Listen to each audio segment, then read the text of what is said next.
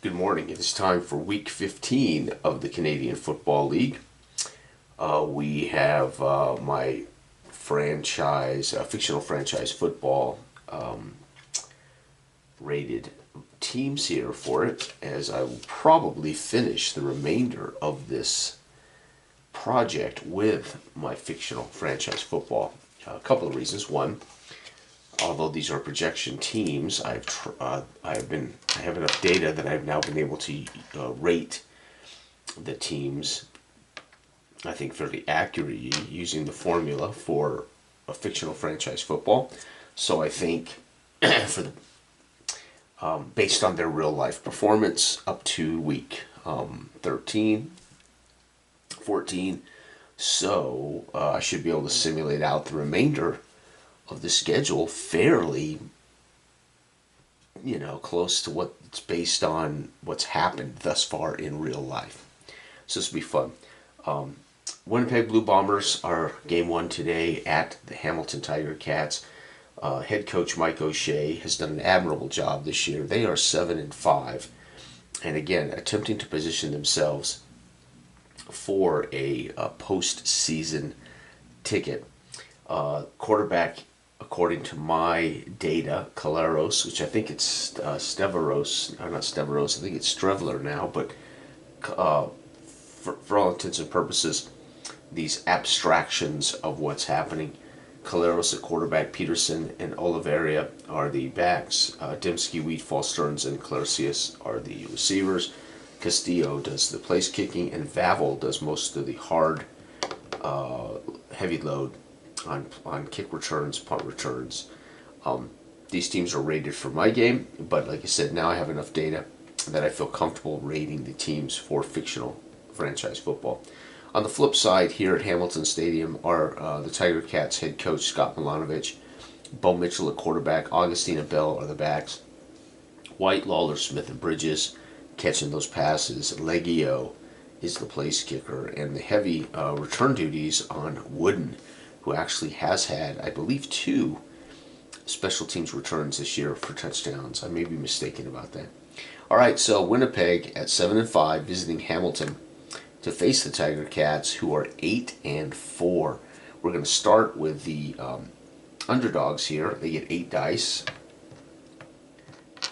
And we're going to make a roll to see if there's any injuries affecting Winnipeg's power rating. Yes, unfortunately, Winnipeg's going to lose a die on the power rating. So they're going to get 7, 4, 5, 6, 7. So Winnipeg, unfortunately, suffered an injury. We're going to make a note here. I'm just going to put a QB injured, which I believe is actually true in real life. I think Caleros is out. So that's interesting. Here we go. They get 7 dice. Wow, great effort by the Blue Bombers. 18, 23, 24, 25, 26, 27, 28, plus 2, 30 points for the Blue Bombers on the road. Boy, they're doing what they can. Hamilton now. Let's see if Hamilton suffered any injuries before this game. They have not. They're going to get 9 dice, folks. I'm missing a die, aren't I? Oh wait, no. There we go. There's my 9 dice. All right. So let's see what Scott Milanovic's Tiger Cats can do. Wow, I'm telling you, Hamilton's got a lot of work cut out for him here. They got to score over 30 points, and the defense for Winnipeg has no bonus. So Hamilton's Bo Mitchell, Augustine, White, Lawler, Smith, and Bridges, and Leggio have got to find a way. Oh, folks, I don't know. 18, that's a good sign. 18, let's see, 18, 29, 30, 34, no modifier. Hamilton will find a way in the fourth quarter to get a couple of touchdowns, and Hamilton now goes to 9-4. And Winnipeg, against that Hamilton defense, Hamilton is a +2 based on what I've been able to calculate. That's okay. Winnipeg 7-6.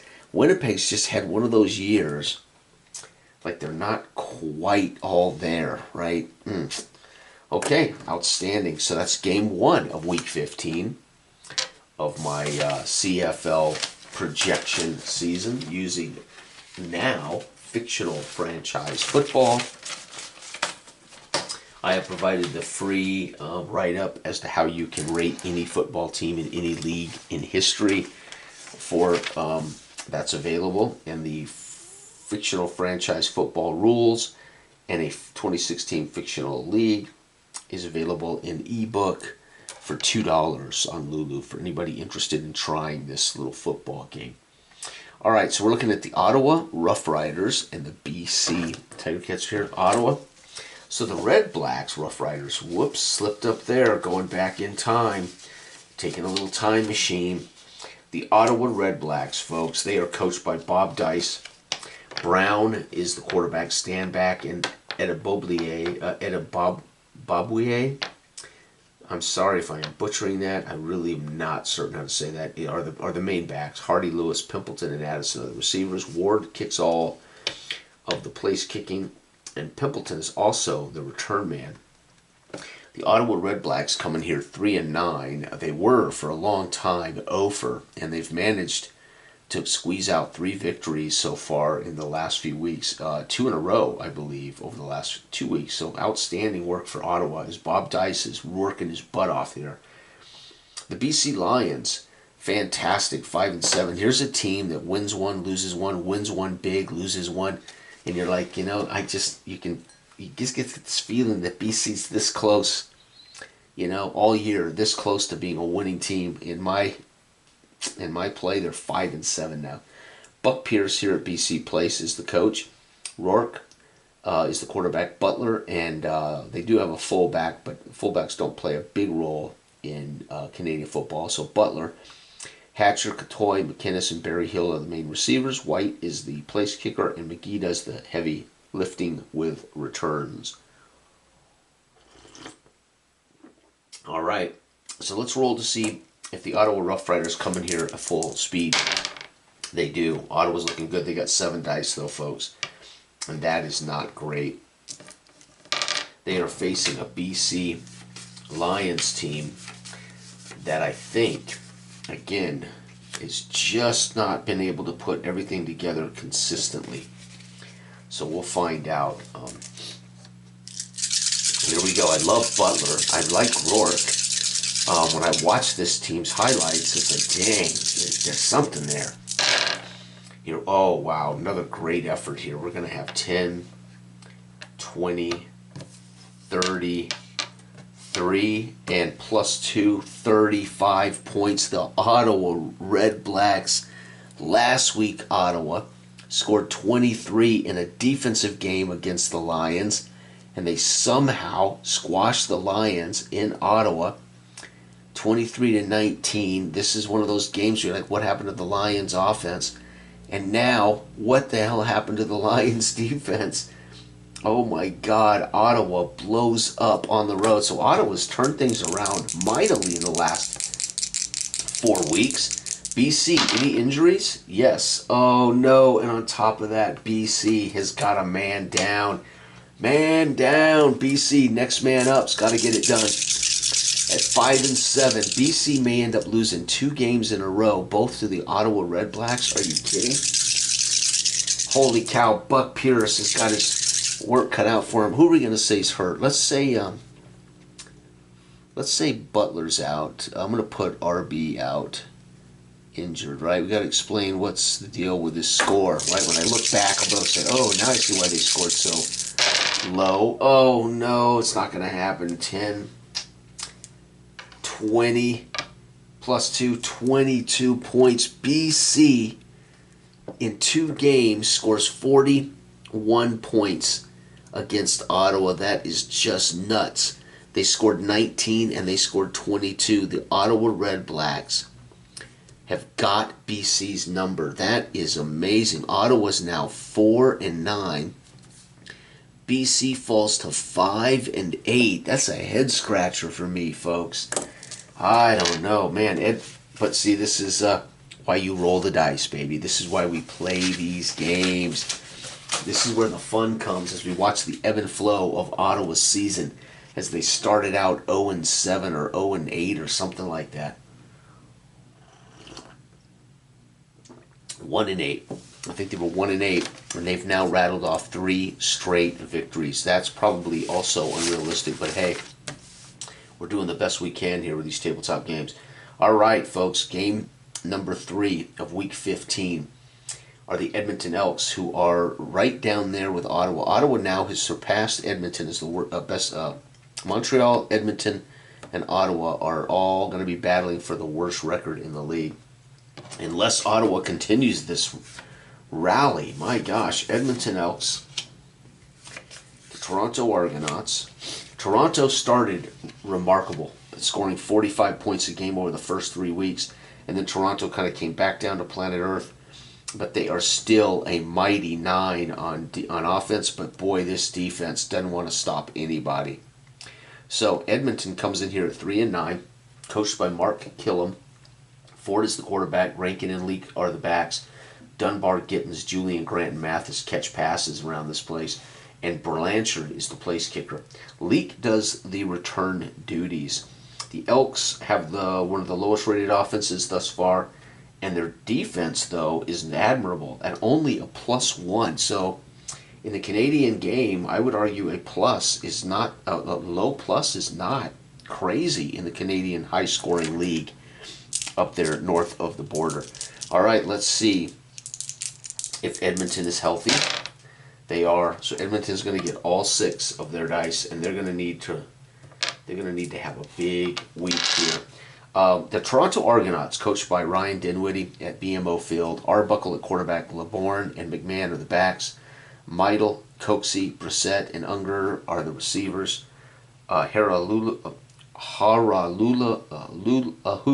is the place kicker, and Grant is their return man. And here we go. Let's find out if Toronto's got any injuries. They do not. So here we go. Edmonton gets 6 dice on the road in BMO Field. Let's see what they can do. Oh, not bad. 4. So we're going to have 7. We're going to have 2 touchdowns, right? So I can chalk those up as TDs. 14, 15, 16, 17, +5. Toronto's defense, 22. Gosh, Toronto, that's a killer. Toronto, though, will get all 9 dice. Toronto should win this, even if they squeak it out, although Edmonton doesn't give them much help on defense. Edmonton plays a sober bit of defensive football here. 10, 26, 27, 28, 29. Toronto's going to pull it out with that edge on defense. Edmonton will fall to 3-10. Toronto climbs to 8-5. They are still pacing Winnipeg and Hamilton. We got Montreal and Saskatchewan coming up next. That was outstanding. Toronto found a way to score 10 in the first, 10 in the second, 6 in the third, or whatever. You can divide that up any way, but you can look at that as gets a couple of rouge late maybe or something. You don't have to do it that way, but you could break these into quarters. All right, with 9 dice, a little tougher. All right, folks, last game of Week 15 of my Canadian Football 2025 project. This has been one of the funnest projects I've done in a long time, and there's a couple of reasons for that. One, I've been playing my own games, which is always fun to play my own games. 2,